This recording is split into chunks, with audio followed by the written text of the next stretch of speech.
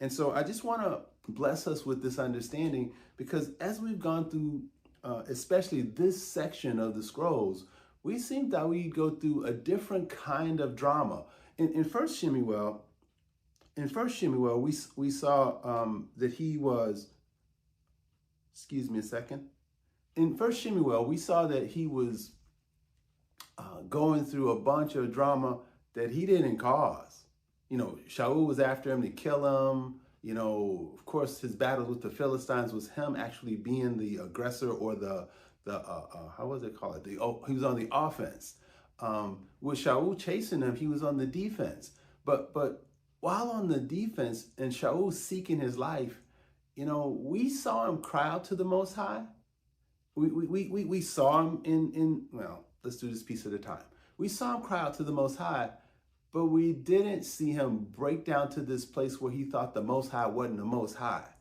What do I mean by that? Go back to my earlier example, where we like saying, your arms are too short to deliver. I thought you were a mighty one. It reminds me of First Kings when when Eliyahu is sort of taunting the prophets of Baal, and they've run around this altar, they've cut themselves, they're dancing in some kind of ferocity, trying to get Baal's attention, and Eliyahu says to them, he says, well, maybe he went and took a whiz.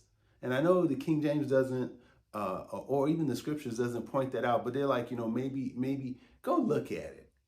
Go look at it, and again, I'll put it up there so that you can find it if you have any challenges with that. But he's taunting them to say that your mighty one don't seem as mighty as you thought he was. And I'm here to tell you, set apart ones, that's a very dangerous place to be, because what you just stepped into when you do that, this is the path of murmuring and complaining is a path to a door, and inside that door, number one, is, guess what? Idolatry. Because what you just done is you've exalted your issues above the Most High. Now, I know all of my listeners, especially all my regular listeners, are saying, we don't want to do that. But the thing about it is that it's subtle. The thing about it is that you really have something that you don't like. So you really have a complaint. But you need to cast all your cares upon him, because he cares for you. And we need to remember, right out of Ephesians, that he is able to do exceedingly and abundantly more than you ask or think. There's a phrase that I heard the other day, other week, or whatever the case is, and it was something like this about how while the Most High is working, I don't think I'm saying it right, so let me just explain what it meant.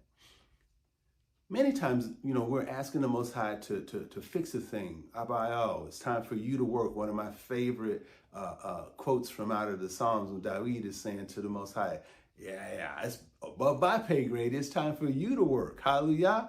I like that. But here's the deal. What we really need to understand is that the Most High is always working.